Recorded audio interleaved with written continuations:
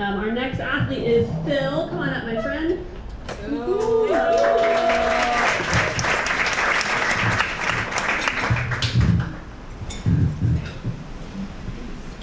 Hey guys, my name's Phil Hashem. I guess I'll start, give you guys a little bit of background how I got into adaptive sports, because adaptive sports are absolutely game-changing, what they do for our community, because there's a couple key elements that I feel are crucial that really underscore the importance of it. And what I've learned, I'm 38, and I've learned that, you know, passion, finding a deep passion in life is what becomes your fuel and driving force in everything that you do. And that gives you purpose. And we're all after purpose. And adaptive sports gives you community. And as Emma so gracefully said, that gives you connection.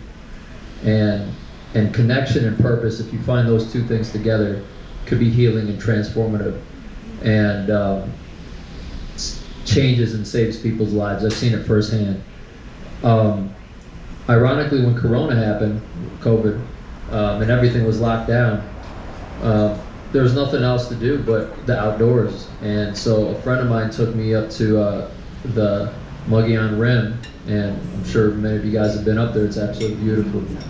And I fell in love, and I started going up there every weekend, sometimes with friends, my mom, but mostly myself because of the peace and the solace I found out there in the woods. And one day I went a little too far. I got stuck. I had a little Volkswagen GTI, front wheel drive. I had no business being in the woods whatsoever, but that was the way I hiked at the time. I didn't have the technology I got now. And I got stuck, and I had no reception. You know, it was getting dark. I had maybe a pack of crackers and a little bit of water, and I had to make a decision at that point. You know, am I going to wait for someone to try to find me? And it's a hunting trail. It's not even a biking trail or a hiking trail, so it might be a week or so before someone finds you. So I was terrified, and it got dark at that point. I had to spend the night out there.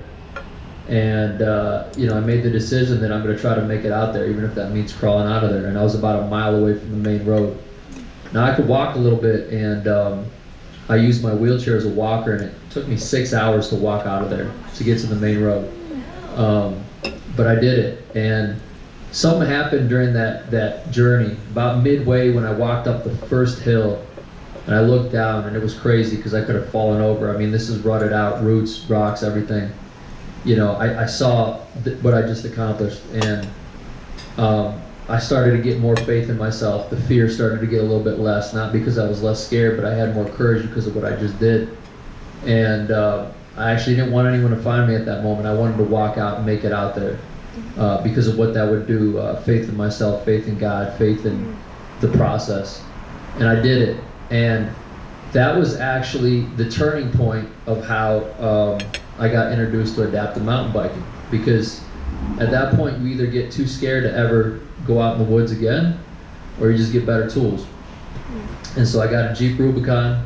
I discovered the adaptive mountain bike, and it was off to the races. I got introduced to Truman from, I'm sure many of you guys know the queen of rec sports out here, Joe Crawford. I love her to death. She was actually my first exposure to adaptive sports in 2011.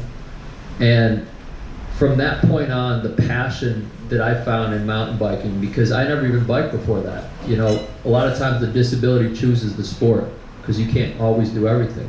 And biking was a great fit for me because that was my passion, and then I had that community. And you know, adaptive sports are so diverse. Everything is an adaptive sport nowadays. We have the technology to do so many things. You got these awesome skis out here. You've got tennis, you've got basketball, baseball, anything, you name it, you could do it.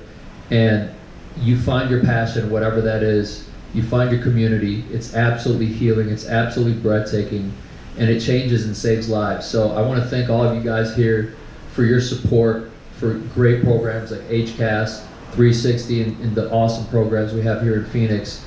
We couldn't do it without you. Thank you so much. You guys are literally saving lives. Appreciate it. Thank you.